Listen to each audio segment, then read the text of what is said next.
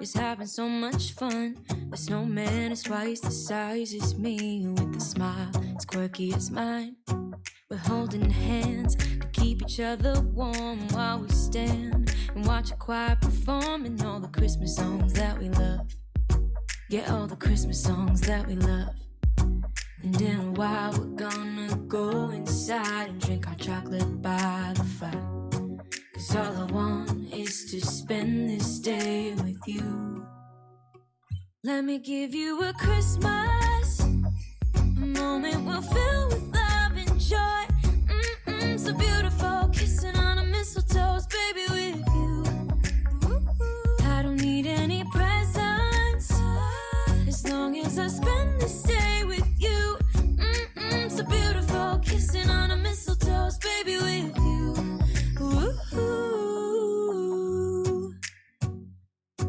I'm making plans for what we're gonna do. I feel so blessed that I can be with you. 'Cause God knows that I've been longing for you. I just wanna hold you close. You know the stars are shining just for you. Let's take a walk and we can follow the moonlight till we reach a place we can stay. Maybe kiss a bit and dream away. And in a while we're gonna go inside and drink our chocolate by the fire. 'Cause all I want is to spend this day with you. Let me give you a Christmas, a moment we'll fill with love and joy. So beautiful, kissing on a mistletoe, baby, with you. I don't need any presents, as long as I spend this day with you. So beautiful, kissing on a mistletoe, baby, with you. This is Real Race Talk from Texas. It's the Revved Up Sports Show. Here's Bobby Chappie and Rodney Rodriguez.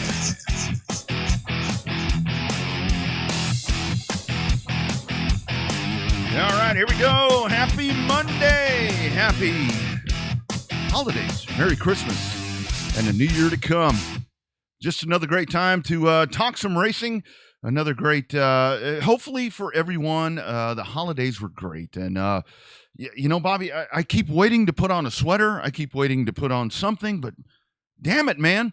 They said maybe Sunday it's going to chill out, but I ain't buying it, man. I am not buying it.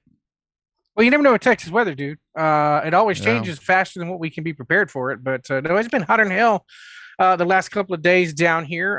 It was weird being in shorts for Thanksgiving. For Christmas. I've been in shorts for Thanksgiving a couple of times the last 4 or 5 years. But man, I'm telling you, wearing shorts and flip flops and sandals and stuff on Christmas Day, that was unique. Yeah, man, I just don't get it. And of course, a lot of folks are, you know, we're anticipating the freeze again.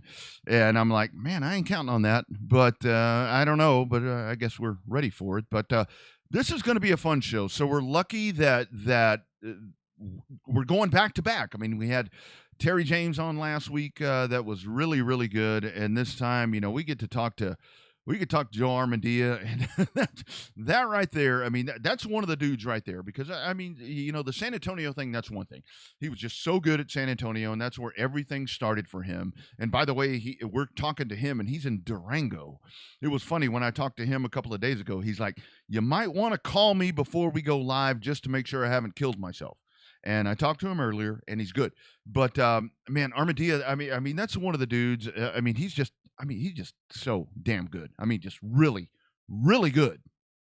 He's really good at the Palace of Power too. At HMP, also, you know, had a good run there, solid run there at Kyle.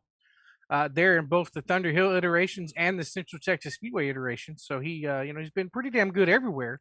That he's been racing, so that's a plus too. Yep, and he's one of those dudes where he can jump in a car today, and I think that he would be just as good as he's ever been. But we'll ask him about that.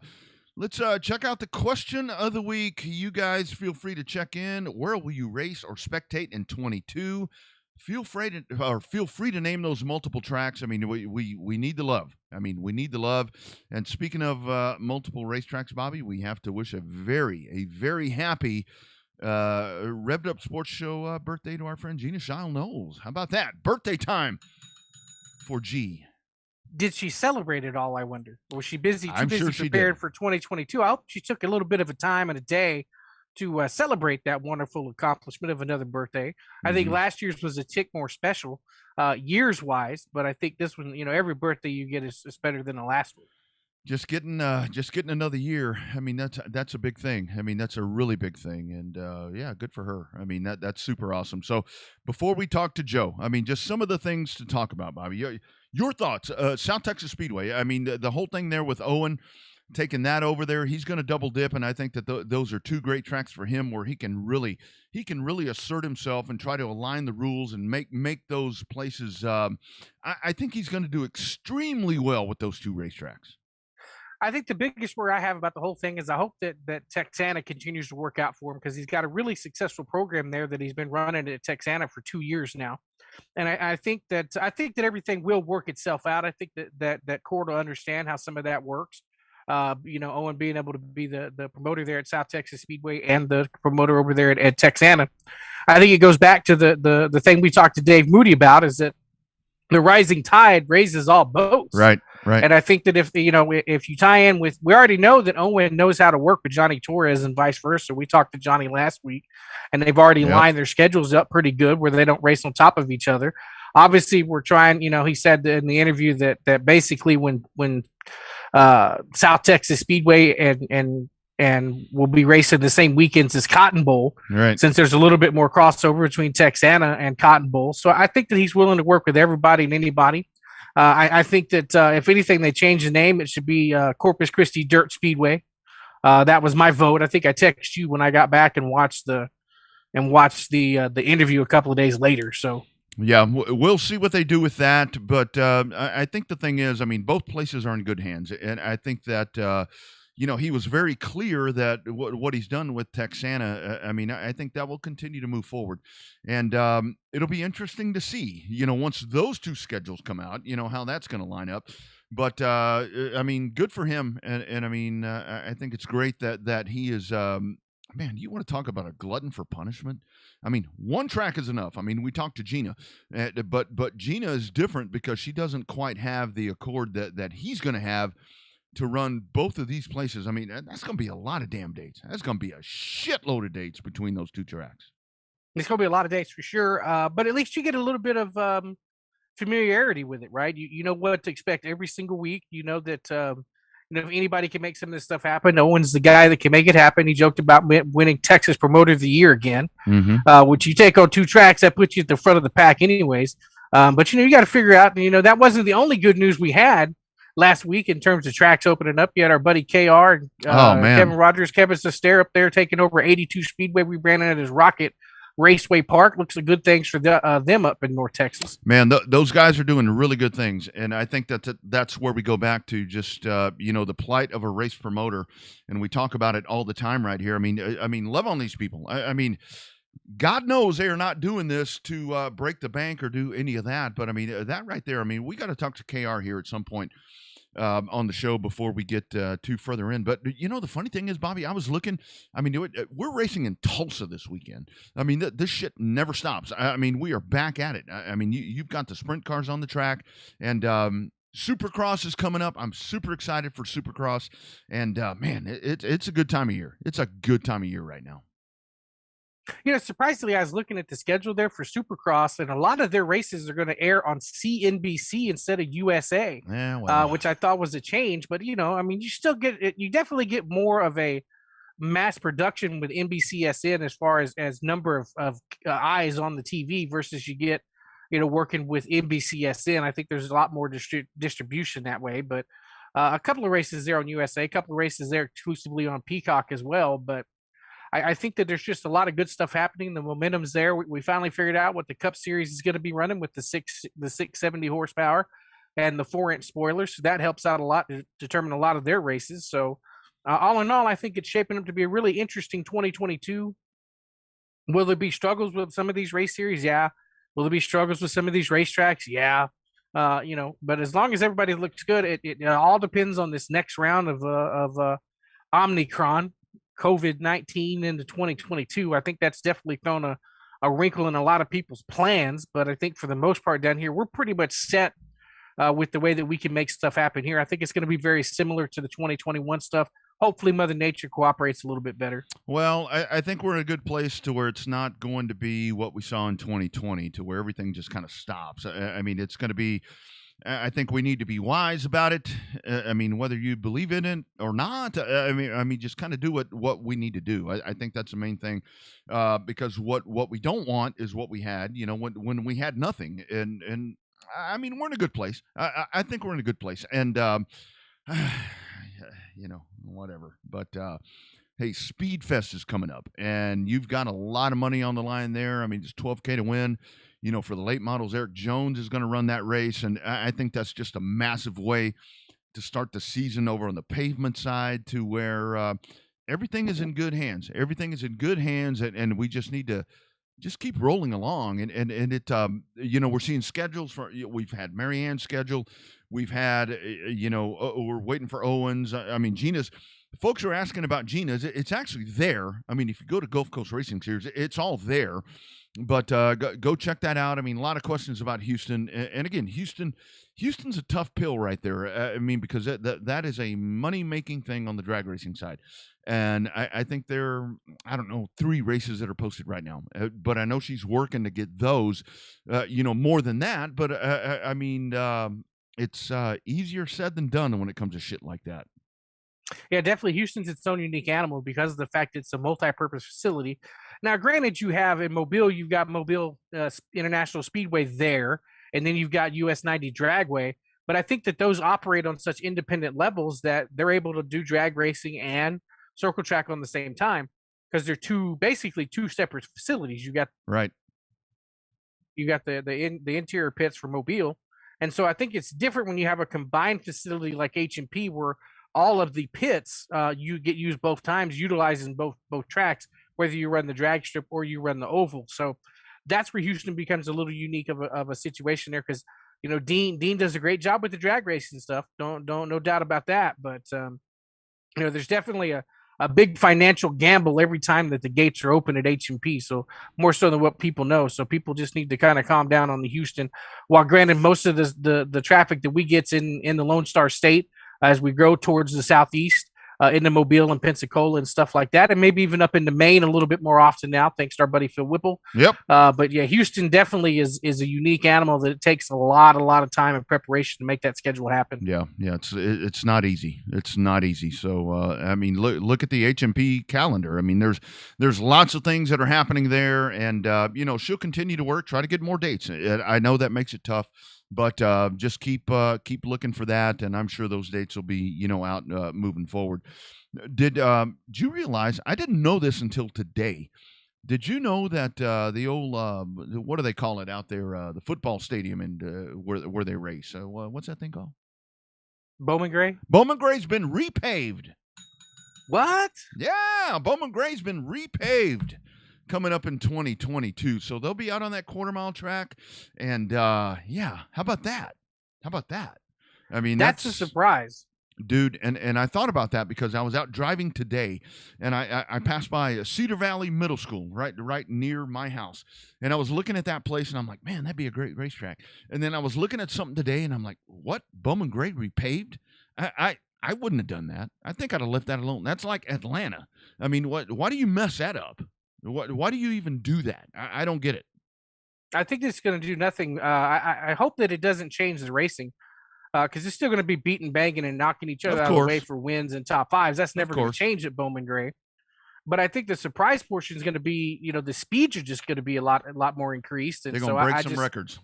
Yeah, definitely for sure. Might be able to race side by side now. Yeah. Well, maybe. They'll figure out a way. I mean, if they can't, they'll try. But, I thought that was kind of weird. Hey, we have to give a big attaboy. Our man, Bailey Curry, I saw today. He'll be full-time again on the Xfinity Series there with JD Motorsports, and that's a big win for him. And, I mean, that dude, he has really done a lot. I mean, no offense to the teams that he's worked for. I mean, I know with Nice, that's a good thing there on the truck side, but there with JD, he does a lot, and you don't have to set him up with the best stuff. And not that that's not the best stuff, but man, he A full season for him, I think that's a good win. Good win for Curry. I think so, just because of the fact that team knows its identity in the series. That team doesn't try to be something that it's not. Was it able to compete in the super speedways like everybody else? Makes it even? Yeah, they somewhat competitive on the road courses. Right. Yeah, kind of depending on the driver. But they know their intermediate package. They are a 10th to 20th place team. Yep. And that's no disrespect to them, but I think they realize that they don't try to punch above their weight. I think that they try to make stuff happen. I think that he'll have much better success in the JD Motorsports stuff than he had in that Mark Harmon stuff, just because of the fact that Mark Harmon's equipment not quite up to par on some things. Like you said, Bailey was able to do the best he could with what he had, doing the best with a little. And so the fact that he comes through and actually is going to get the full-time nod with Gary Keller and JD Motorsports, that's pretty good over there with Johnny Davis. I have to, I know we don't correct each other, but Mark Harmon was the guy from Flamingo Road. You mean Mike Harmon? Right. Mike Harmon. Mike Harmon. Flamingo Road. Well, no, I guess he was actually on it. Wasn't he on one of those CSIs or one of those things? Good looking. Oh, he's dude. on NCIS. NCIS. Yeah, good looking dude. I mean, a very good looking dude. Man, I wish that I could grow old like that guy. He was, but I do remember Flamingo Road. It was he, Morgan Fairchild. I mean, all these really pretty people back in the mid 80s, man. Wow. That's a long time That just ago. made you sound really old. Did you see Mark Harmon in Summer School? That's one of my. I did. That dude, I love that movie. That movie reminds me of a lot of my friends. Actually, flunkies, as a matter of fact. That's a good movie. We need to have a watch party for Summer School. That was a good one. I tried to have Elizabeth watch it one time because she was big into CSI, and I was like, "This is before he made it big." Oh, I think it was him and Kirstie Alley was in that thing, wasn't it? She was in there. Another, She was the teacher. She was the one that came in, and he was trying to romance her, from the side. He was just kind of laid back, like you and I. And he was trying to romance her, and as all the good movies do, he got her at the end. I mean, not got her, but he won her over at the end. We never saw if he actually got her or not. Well, not in that. Wasn't that kind of movie? Yeah. Yeah, that's good stuff. That's good stuff. Summer School. Mark Harmon. Man, only here on the Revved Up Sports Show. Bobby, how was the holidays, man? Everything good for you guys? I mean, the main thing is, just kind of hanging out. It was kind of weird for us. We were we just kind of ate tamales and just hung out. That's about all we did this Christmas. Yeah, I was kind of behind the 8 ball going up to the bowl game and all, kind of threw off a couple of days. But I did get to go to this Amazon brick and mortar store, which was kind of fun.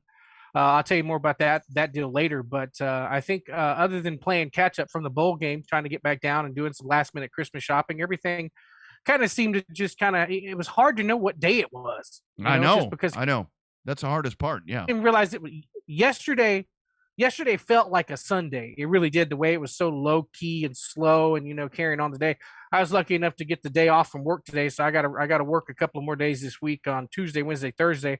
We're off for New Year's Eve day. So that'll nice. Change a lot of stuff up. But, I mean, everybody with the family was okay. Spent some time with my family on Christmas Eve, spent some time with Elizabeth's family on Christmas Day. So we, got a chance to just kind of chill out, kind of regroup, got a couple more days to try to regroup and re-rack and restack stuff at the job site deal. So we'll see how it all shakes out.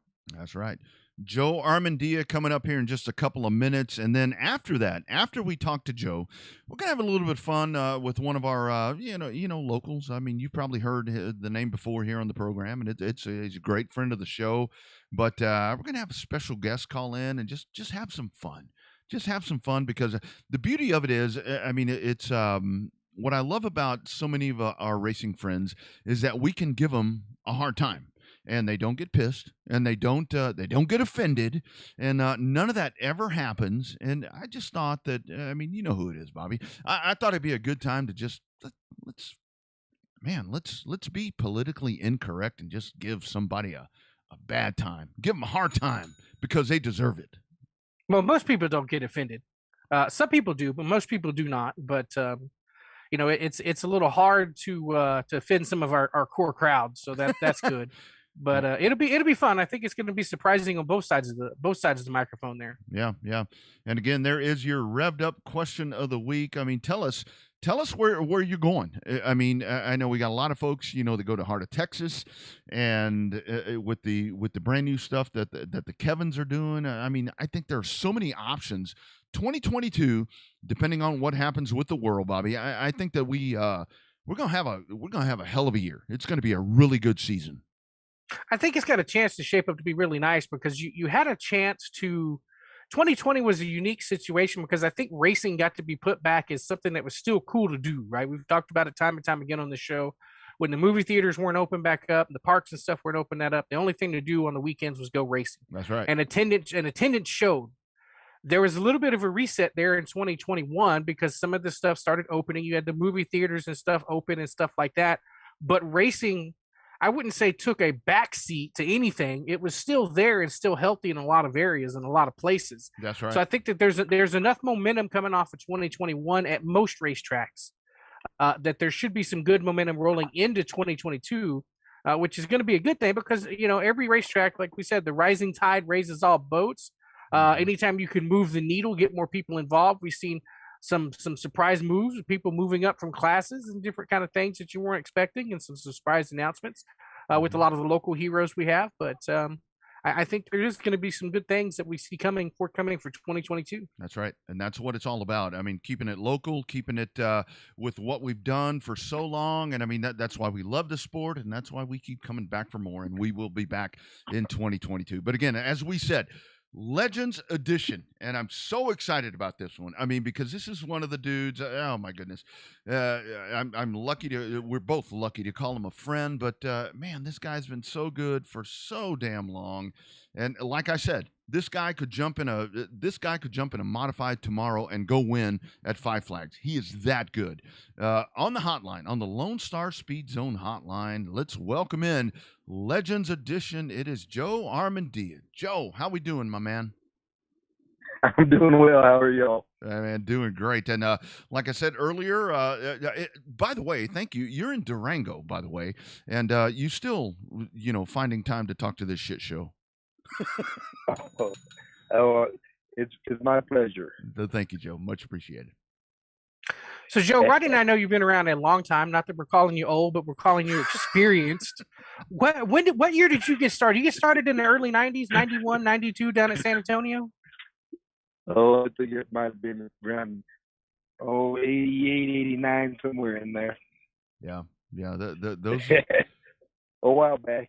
Yeah, Joe, I mean, those were the good times. I mean, my dad and I, we were kind of the weird ones from Austin that would go race over there all the time. But talk about the 80s there at San Antonio. I mean, whether you trail it back to Joe Horn or the NASCAR Winston Racing Series days, I mean, man, what a great place to go out there and race on that half-mile high bank out there at SAS.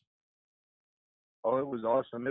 It was very, well, San Antonio was pretty much all I knew. I mean, I got into this sport because my dad was an old race fan, and I came home from work one day and he wasn't home, and I asked him, I said, "Where are you been at?" He said, "I was at the racetrack." So I went with him the next weekend, and I'll be doggone if that's not.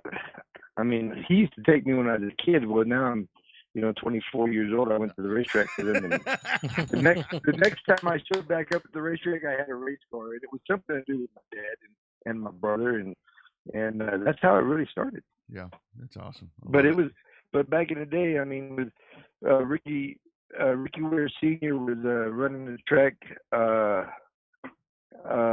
the time when I came in there. Frank Howell had gotten Ricky to run the track, and I can't believe remember the other gentleman's name that was he used to wear a white suit all the time and had a white cowboy hat, and he'd ride on the front of a Cadillac coming out on the parade laps out there. I can't remember his name. He was the track manager. That's right. Who the hell was that? It's been way back, and I used to race in the Charger division, which was basically the Bomber division, is what I started out in, and I was racing Burrhead, Bobby Lee, and Wayla, and people like that, and it just went from there. I mean, my dad quit going to the racetrack because I had wrecked the car so bad. I had broken my right clavicle in my in my back and shoulder. I said, boy, I'm not going to go out there and watch you hurt yourself. But he quit going back there. I never quit. That's awesome. That's awesome. So yes, sir. Joe, go ahead, Joe. No. I'm sorry. Go ahead. I'll rattle forever.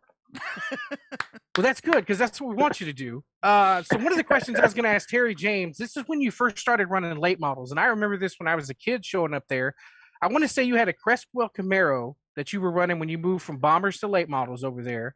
And then the next week, you showed up with a white number 50 that looked like it was Terry James' car from Longhorn because I thought Terry James was running it, but it ended up being a car that you bought. I want to say you bought from Jimmy Spiller. What can you remember about that car when you first got that white number 50? Oh, it was a Christmas. It was like Christmas. It was awesome. That Camaro that I had is the one that broke my class million, and after that wreck, I was fighting that car and fighting it. And I moved up from the bomber class to the late models, and I thought, it can't be that hard. It was very difficult, and I was struggling really bad. And the car was Timmy Croft's old car, and he had gotten himself a new car, and he punished me with selling me his old car real cheap, and that car almost broke me from racing, and I had wrecked it and I told my brother, I said, I'm not getting back in that car, and he called Jimmy Spiller up and talked to Jimmy Spiller, and before you know it, we had that white number 50 and making payments to Jimmy Spiller for it, and but it went right to the front. I mean, it was fast, and it made me fast. It made me look like I might know what I was doing. Joe, I remember because this was when my dad, I think probably the last year that he raced there in the super streets or whatever they called them. I remember you walking through the pits. I don't know if it was this wreck or something else, where you had an arm brace on. You had all these pins sticking out, and you were out there driving around that scary ass place one-handed. Was that same incident or something else? Oh no, that was a different incident. That was a broken wrist that I had. I'm still struggling with wrist, believe it or not. Oh man. But I had broken that in an actual traffic accident, and then I got out of my car, and I'm sitting there bored. I couldn't work, and then I went back to work and working with one hand. And I always had a rule: if I could work, I could race. Yes, if I could race, I could work. So I was working, so I went back to racing, and I was racing with one hand. And Irvin Brighton, who used to help me tremendously, make it where it was possible for me to race. He used to finance my parts for me, and during the off season, I'd making payments, and by the time the next year started, we were even. It started to cycle all over again. I mean, he did a lot for me, but he told me, he said, Joe, there's no way you're going to race that car with one hand. I said, well, I'm going to do it. and I went out there, and it didn't have power steering, and I was running around there with one hand, and Bruce Cron had wrecked his car. Here's another old name. Yeah. Bruce Cron had wrecked his car. He's a late model, and I told him, well, why don't you just drive this one? And he drove it for to finish out the year, and he bought power steering for me and put it on the car for me, letting him use the car. And so then here I am driving the car with one arm with power steering. It was awesome. Yeah. And it was crazy too. I had external fixation device on my arm. Yeah. Probably not one of the best decisions I ever made either. Man, I think I remember seeing about 5 or 6 of those pins sticking out, and I was a young kid. I'm like, what in the hell? but you were still kicking ass. So you mentioned Brighton. Let's talk about Irvin. I mean, Irvin back, in the late 80s, I guess it was, when I first got to go out to 16 and watching him, but talk about him. So such a good man behind the wheel, oval components, building race cars and all of that, and then jumping back into that Butterfinger car, later on during the years. I mean, this dude was so damn good at what he did. Oh, he was very good at San Antonio. He's he didn't win like some of the other guys.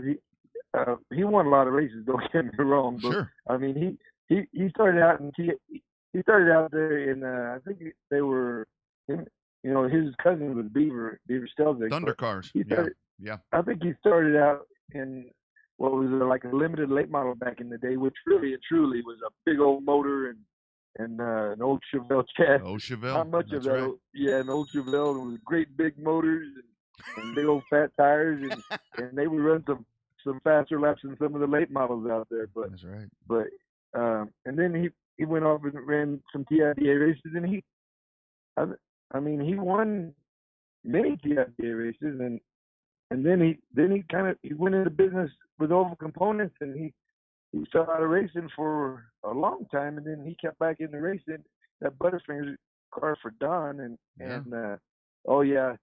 Don's wife was a plumbing customer of mine, and I used to do work for them, and I was working for her one day, and I had told her, I said,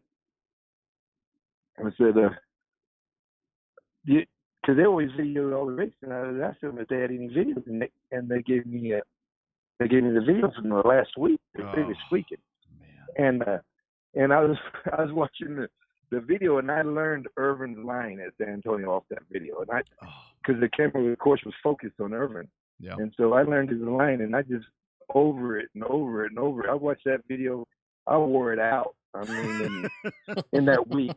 In the next week, because we were racing weekly then. Right. And then the next week I go out there, and I won the race, and Irvin ran second.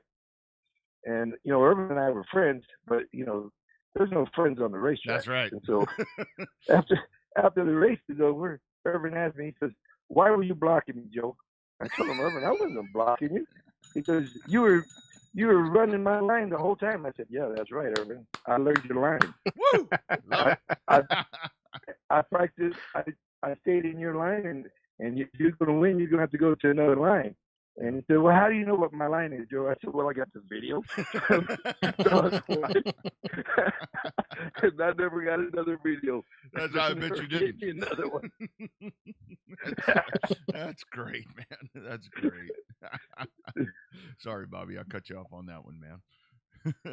So, Joe, in the early '90s, when San Antonio went to NASCAR sanction, how important was that for the racetrack? Was that able to set SAS away from all the other racetracks? Because it seems like everybody started coming from all over the state, and the local guys stepped up, especially when you guys started running for that Winston Racing Series money in the late models and the regional championships. How important was that at transforming San Antonio into the place to race with that NASCAR sanction? Oh, it was big for San Antonio. It was important to me. It felt like you were racing for something other than just a local championship, and so right. it made you feel more like a racer, like you was really doing something. Really and truly, I don't. It's not like you could walk around and say, "Okay, I'm a NASCAR racer." I mean, I guess you could. Yeah, you can. I mean, yeah. But I mean, it was. I liked it. I enjoyed it. I kept my NASCAR license for so many years. I let it go not too long ago, but I kept it current for a lot of years, a whole lot of years. Yeah. And but I mean, they increased the purse money. Not the purse money, but the championship money at the end of the year, bigger trophies at the end of the year, notoriety in the old stock car magazines, that kind of thing. It helped out a little bit. I mean, for somebody that, makes you, it was cool. Yeah, it really is. I mean, Joe, I was when I would race down there, whether it was Charger or Super Stock, I mean, I would pull out my NASCAR license at the bar all the time and be like, "Hey, check this out," whatever. I mean, that's what I used it for. I sucked, but I had that license. I mean, that was the bottom line. So yeah, there you go. Let's talk about some of those dudes. When it comes to late models, I mean, you had Brandon. I mean, we can sit here talking about Audie Howell and Jason Oates, and I mean, there's just been so many of you guys back from that time to where we don't have it anymore. But those of us that lived through it, I mean, God, you guys were the cream of the crop. Talk about some of those dudes. I mean, just what a great bunch of drivers. I don't know that we were the cream of the crop. I mean, oh, bullshit. Not when you got people like Hubert Bean and good point. I mean, Slick Yeomans, all them old boys.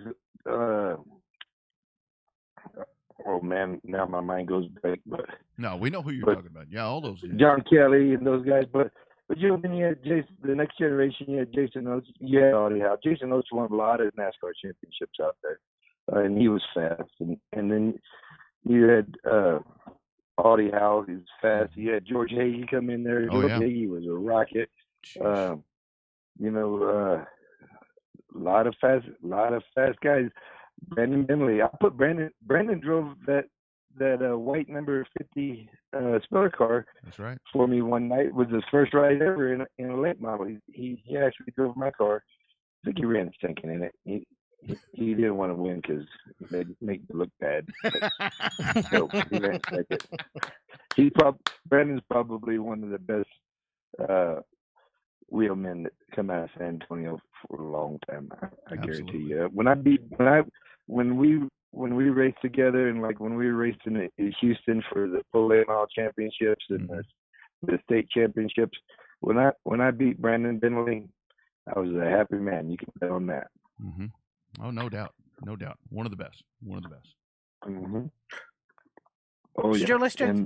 then now I'm then I went off and ran a few touring classes, the old Raw Pro Series, and and had a few opportunities running in the bigger classes and enjoyed those.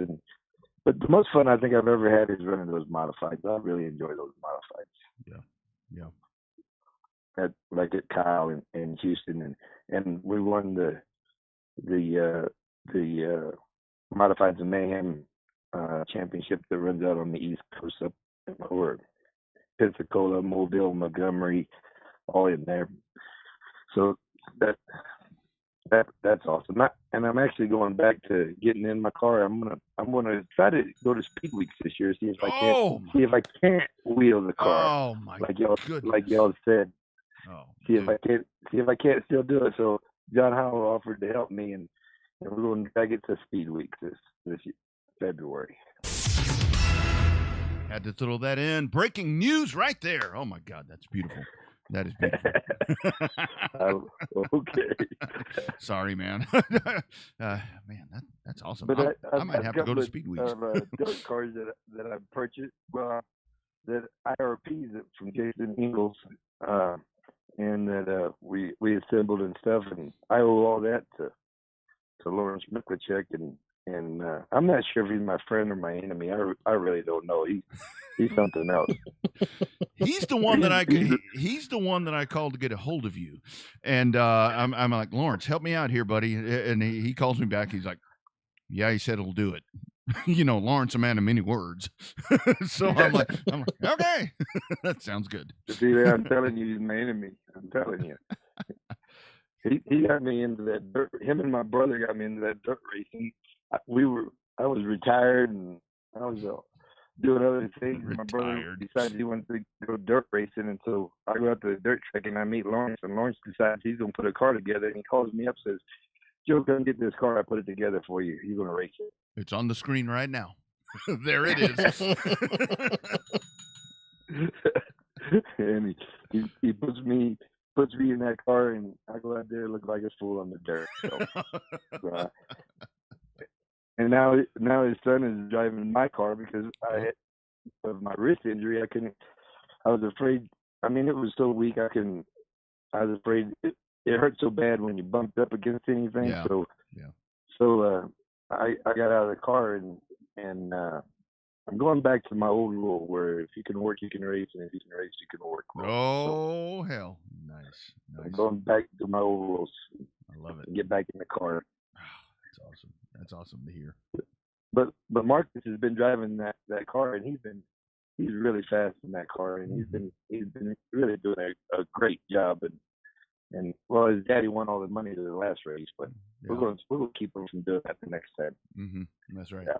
That's right. Yeah. So, Joe, back in Houston, can you confirm or deny the rumors now that the statute of limitations is up on it? Wasn't Houston at one point trying to get those tour type modifieds like they run at Bowman Gray? Weren't they trying to upgrade the modified class to start running those cars on those big old 12-inch tires? I want to say that you were going to buy one or were set to buy one, and then something happened and the deal fell through with wanting to get those sanctioned or whatever. What do you remember about that deal with Houston trying to get those big tour type modifieds running there on the weekly show? Okay, well, John Manbach and Graham Baker, I believe we're trying to go that direction. And what actually I was going to start out, Graham was going to go ahead and buy one of the tour modifieds, and he'd asked me if I would drive the car for him. And I told him, heck yeah, I'll drive it. We were set to go to Daytona and run them on the back straightaway. They were running them as the prelim class, like during Speed Week. That's that Larson race. Yeah. And well, it just ended up it didn't happen, and so I lost my ride before I ever had it. So it's all right. Mm-hmm. So Joe, I'm sorry. Go ahead, Joe. I'm sorry. No. So that's all I can tell you about tour cars at Houston. Yeah. So Joe, before all of that, I mean, before we get to the Kyle thing and all of this, man, you were the one. You were the one that you guys took a stab. I mean, the family-owned business. You guys went and hell, you ran in the Busch Grand National Series.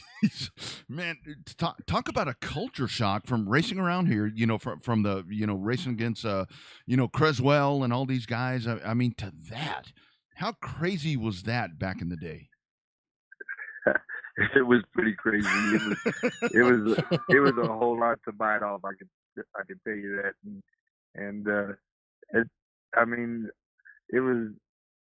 It was ungodly the amount of money. It was cubic dollars to do that, and we had limited help. We did have some help. I had Frank Debrich from Premier Minerals.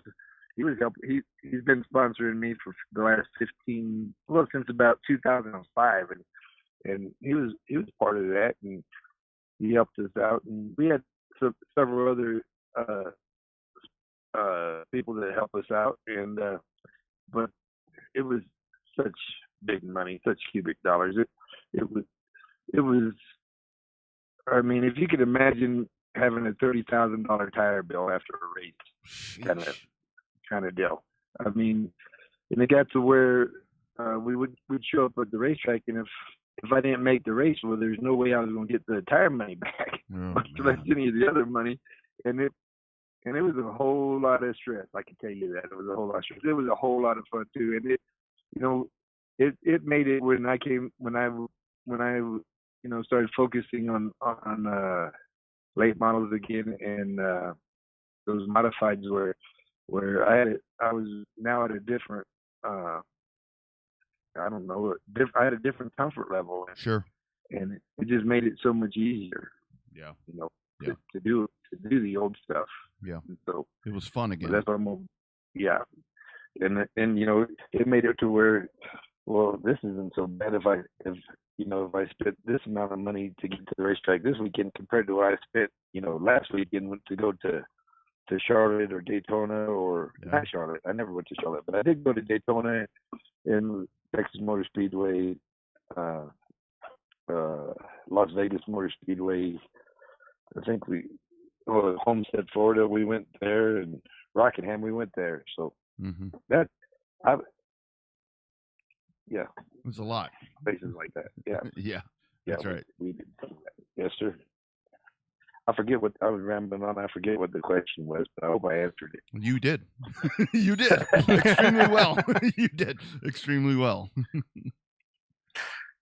So, Joe, let's transition into those times when you ran off the high banks in San Antonio into that bull ring, that 3/8 mile track there at Central Texas Speedway. Obviously, had a lot of success there, both there and in Houston. But talk about that. You expanded the empire a little bit. You brought in your nephew Brian Matsugimba in there to try to run some cars for. He did a little bit of that in late models in San Antonio. But it seemed like the whole family enjoyed the success once you guys went into the modifieds there at Kyle. Well, we started out there at Kyle. I built be a late model, and we were running at San Antonio, and I'd gotten in it. And before he was allowed to race it, I was racing it for him. I think I won the first 4 or 5 races the car ever went to the racetrack. And the next race, we go out there, and I'm not going to tell you who wrecked us, but we got wrecked, and all I could see is my nephew's car wrecked there, and I'm thinking to myself, great.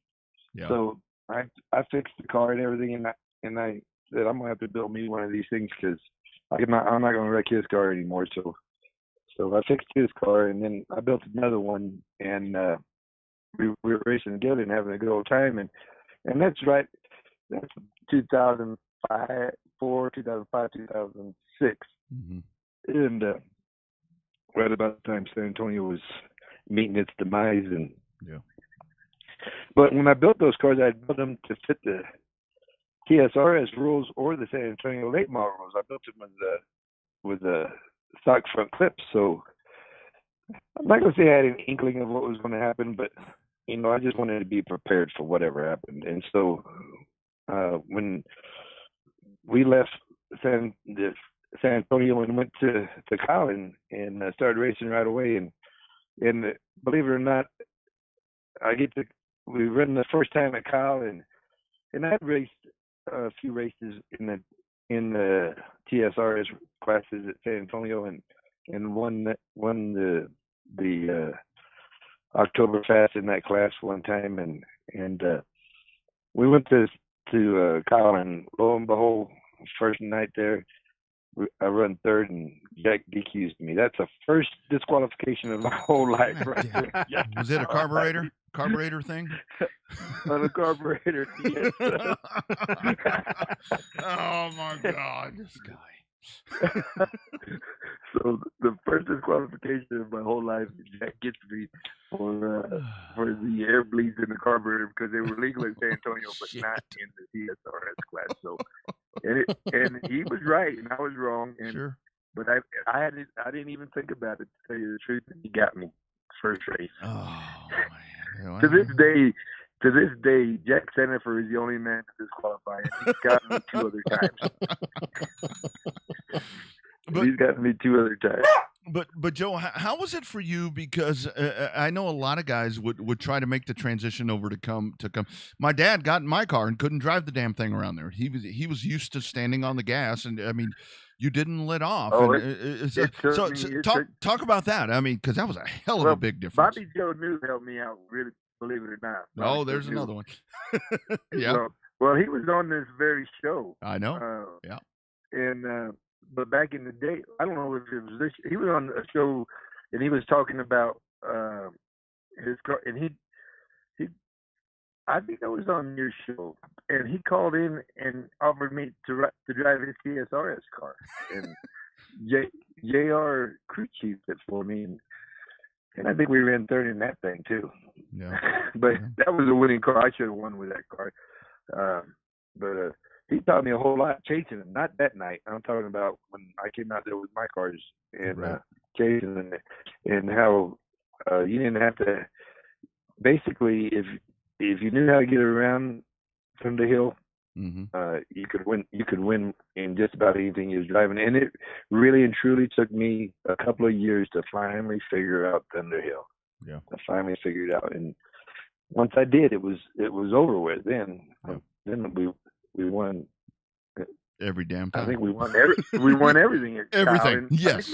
Every time. I think we won every modified championship was won by a car that came out of our shop. Now it was either B or myself or Bailey Curry that won the modified championships once we got going there. Now before that, I can't tell you who won them. But, no, you guys were good.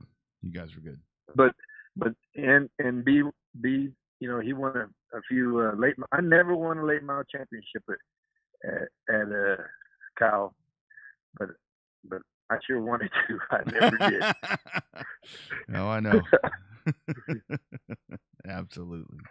Bobby Joe knew he beat me a couple of times.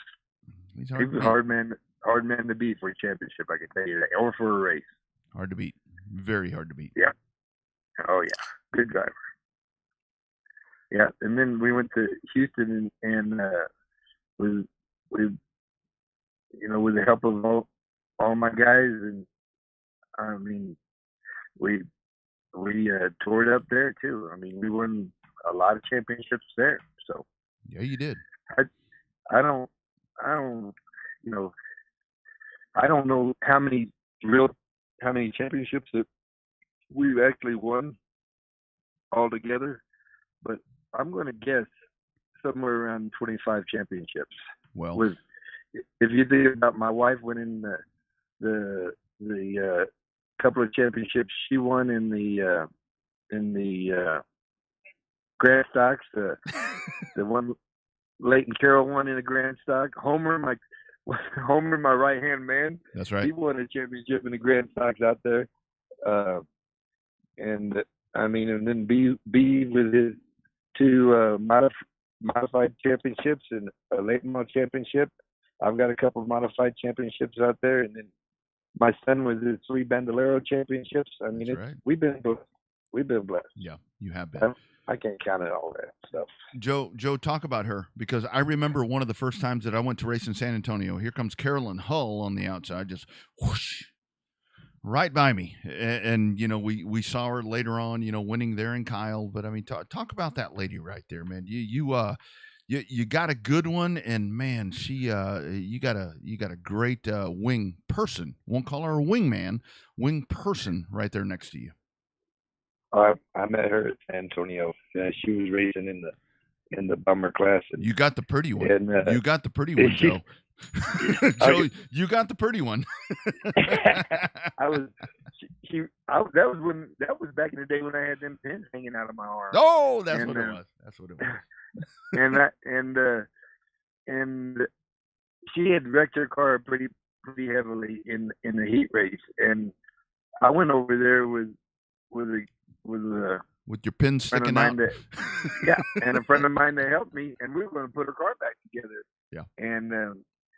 And since I had basically won a championship in that class a couple of years earlier, we pretty much knew what we were doing with those cars, and her crew chief kicked us off that car, and she told me, "Well, I'm not gonna be able to have you help me on my car, so I appreciate it, but the guy that helps me, he's not gonna want you to work on that car." I said, "Okay." Well, I turned around and walked off, and that was the start of it, I guess, right there. Yeah. But she was running the bomber class, and then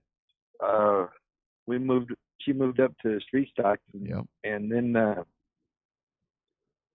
funny story, when she was running bomber, I still had my bomber car. It was sitting in the back in the weeds, and the weeds were growing out of it, and I was working on hers, and we had hers all fixed up nice and pretty and stuff right before the beginning of the season, and she had never been behind the shop and saw my old turkey sitting back there.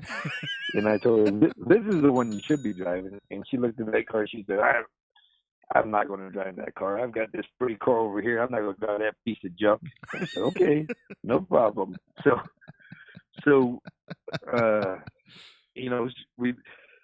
she moves up to street stock, and then a friend of mine, Chris, he was running that car. He wanted to know if he could use it. I said, yeah, you can use it.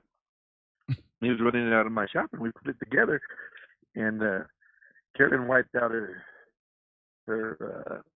street stock, and so I went to my buddy. I said, "Hey, Chris," I said, "Hey, Carolyn wiped the car out. You mind if she starts your car at the back in the street stock and runs it, get the best finish she can?" "No, go ahead, Joe." So he runs the car. He starts somewhere in the top 5, and he finishes, I don't know, somewhere around 12th or so. Yeah. And the Carolyn gets in the car, starts at dead last in the street stock class, and it's outpowered. You know, it's 113-inch wheelbase compared to those 108s. Oh, yeah. She gets in that car, and she runs it up to third place with that Charger boy. Well, the race is over. She's all happy, but she gets out of that car, and then she gets mad, and she goes, "I don't know why you never let me drive this car. You didn't tell me you had it like a Cadillac. I could have been a champion already, and this and that. You should have made me drive this car." It was funny. Oh, funny. man. And after that, Chris quit racing because he started in the top 5 and fell back to 12th, and she started dead last in street stock class and ran it up to 3rd. And he was embarrassed, and he decided he said, "I'm done. A racer. I'm done. Done. I quit. Done. I'm done." Oh my God, I love that. Yeah. I love that. She was good. I probably shouldn't be telling you all these stories. It's all good. It is all good. I love this. I love this, man. Yeah, okay. I will probably get all kinds of trouble for this. Well, that's okay. It's all good. It happens. It happens. So, Joe, when you won those state titles and you got to meet the governor and all that, how cool was that? Was it more fun meeting the governor of Texas, or did you have more fun going to them big banquets in Charlotte? Well, I mean, I still have, that picture shaking hands with the governor somewhere, I guess. It was, I mean, I enjoyed it. It was awesome. It's really, really and truly, they don't have time for you, you know. Right. You wait out in the greeting area. They say, okay, he's got time for you. So you run 2 in minutes. there, you shake his hand, he asks you a question or two, you answer it, you smile at the camera, and you leave. I mean, that's basically what it is. It's not like, you know, it's not like y'all become friends or nothing. You know, we did it a couple times actually, but I enjoyed the banquets. It was a good time. Those banquets were really good times, and Graham Baker that's when that whole tour modified thing came along. Yeah. One of them banquets. Yeah. Yep. Absolutely. Yes, sir. So Joe, those were good times, but I never went to one in Charlotte. Well, no, that's not. You're right. I'm sorry. I did. They were in Charlotte, but the first one I went to, I think, was in Vegas. The next one I went to was, it was maybe I went to one in Atlanta. That's what I was thinking. Yeah. And a couple of them in Charlotte, and I don't know why I didn't think they were in Charlotte, but yeah, a couple of them in Charlotte. Oh, one in Nashville. That's right. Yep. Nashville. Yep.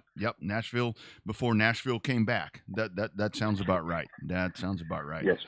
So Joe, Yes, let me ask you, man. So when it comes to Five Flags and everything there, I mean, you've won there. I mean, talk about that. I mean, that has become.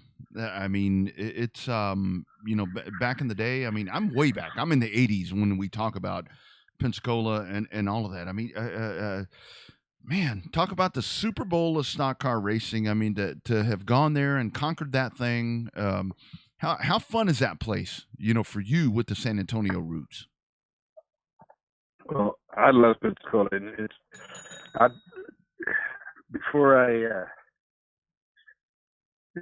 hung up the helmet there about 4 years ago, I figured Pensacola was my home track, basically. Mm-hmm. You know, you have to drive 700 miles to get to your home track, but that's right. I figured it was my home track at that point. There was no other racing in Texas. That's right. So we drove out there. I can remember back in the day, Beaver Stelzig dragging the Pensacola for the Snowball Derby. Yeah. Just wanting to be part of it, wanting to race it, and I've tried twice to make the Derby and the Super, and for one reason or another, I've never been able to. In those 2 attempts, I have not been able to get the the car into the Derby, and it's probably going to be one of my greatest disappointments, really. But as far as the racetrack goes, I love the racetrack. I absolutely love it. I have won there a couple of times, and I'm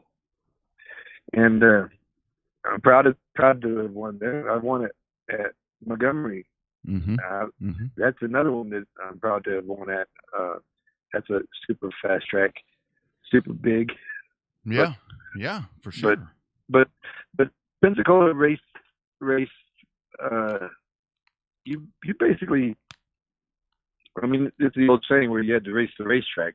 That's right. But I mean, there's nuances of that track. Once you get it figured out, I promise you, it's worth a couple of tenths. And No and the guys that have it figured out, you know who you can see it. You know who they are. Oh yeah.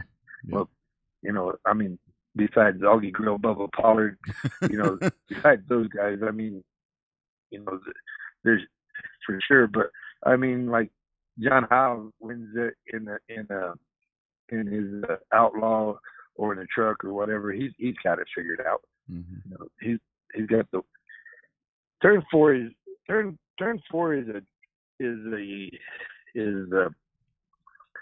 a very special corner. A lot of racetracks have special corners, but turn 4 at Pensacola is a very special corner. If you love it, then you'll be good there. If you don't like it because you ain't got it figured out, then you in trouble. You're going to struggle. You're going to struggle. You're going to struggle. Yeah. You're going to struggle. Turn 1 has its nuances too, also, but nothing like turn 4 at Pensacola. Yeah. So, Joe, I've always thought that, I mean, so many people that I've talked to, and myself included, I mean, even with Bobby and I, we went to your trailer there at Texana. You know, gave us a couple of beers and even gave us money. I mean, which is, you know, I know you don't want people to know whatever, but I mean, you handed us cash money just for no reason. We just walked up. But I mean, so much of you have, that's why people know you. I mean, you're a great racer. You're one of the best.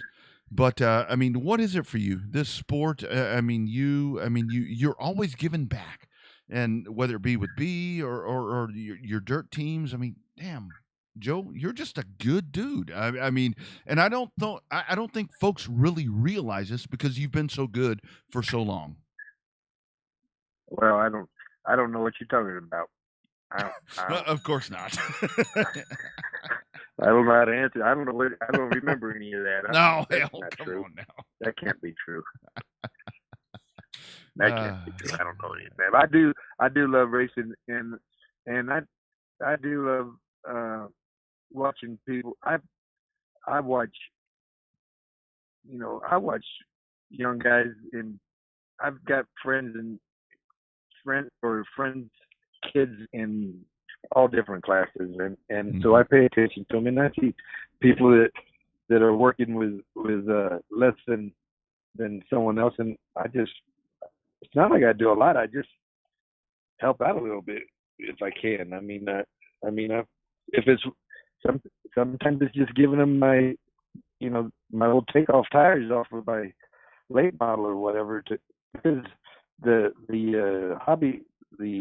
factory stocks run those slicks and stuff on the dirt. They run the most slicks from the late model, so I donate them, give them tires and stuff. And you'd think that I was a big time sponsor for them or something. But I mean, I just try to help out like people that help me out. Beaver Stelzich's daddy probably. Oh yeah. Was one of my biggest fans. He came up to me one day. He said, "Boy," he says, "when you get this thing figured out, you're gonna be hard to beat." Yeah. That's what he told me. He says, "You got it." He says, "I don't know what." He says, you've got what it takes to do this. I just want you to know." He was full of encouragement, and I try to do the same for for other people. Yep. He called it, and you were, and that's awesome. So, let me ask you before I cut you loose, because I know Whatever. you're on vacation, and that, or I'm assuming you're on vacation. But so 2022 coming up, you're talking about getting behind the wheel and Speedfest, all of that. And man, I hope and pray that we get to see you in Houston for some dates, or maybe Mobile. Any chance that we get to see you in the Gulf Coast Racing Series? No pressure. Well, there's a chance you'll be seeing me back in Houston. Love it. Next year. And as far as Mobile, I guess if I'm going to be racing, there's a chance you'll see me in Houston. There's probably a chance you'll see me in Mobile. Love it. Brian Marshall, one of my sponsors, RPM Equipment, he has a modified that Tommy Owen put together for him, and we hot-locked it to Kyle, and it had a factory defect in it, and we hurt the engine, and we never ended up racing that car. It doesn't even have a race on it. Well, it's all ready to go, and it's in Houston, and he called me up and asked me if I would drive that car for him. So love it. There's probably a good chance you'll see me back at Houston. And Tommy Owen, for those people that don't know, he's passed on, but he was probably one of the best local short track crew chiefs ever to click a stopwatch. That's right. Yep. Certainly was, and we miss him. I mean, what a good dude. What a good dude. Yeah. But it'd be an honor to drive that car for him. Love it. Joe. Yes, sir. This has been so fun. Thanks for the time. Thanks for the memories, man. Because like I said, I mean, one of the first memories of me watching you, I was a younger kid, was with the pins coming out. So that's come on, man. Come on. Well, I was older. I was older. So yeah, I was in awe. I was in awe of what you were doing. I'm trying to get back in my race car, and you're making me think twice about it. You're making me think that I can't do it anymore. I'm an old man. Joe, I loved it when you showed back up at Houston, and I was doing PA, and I said 3-time state champion, and you're like, no, 4. You're like 4. That is what it's all about, Joe, man. Yeah, you are the man. Thank you. Thank you. It's been a pleasure. Just love you to death, man. And keep making the sport real. Well, I hope I didn't embarrass myself or anybody else, and it was my pleasure, and I hope people enjoyed it. I hope they're not too mad at me. I hope it was entertaining, and if you can do me so I know you mentioned him, and I'll cut you loose after this, but that dude right there, I mean, that's a grinder. Lawrence, I mean, he's a pain in the ass. He needs a haircut, as I do too, but just a good dude. Just a good old dude down from the coast. He's all around good dude, all around good dude, and he's one of those guys that helps everybody and anybody. I mean, he really is, and he does it without people knowing about it. But if you look at half the dirt cars anywhere at any racetrack, you'll see Ace transmission on the side of that car, and that's Lawrence Mekracek. I mean, he's taking care of people's transmissions for them. That reduced rate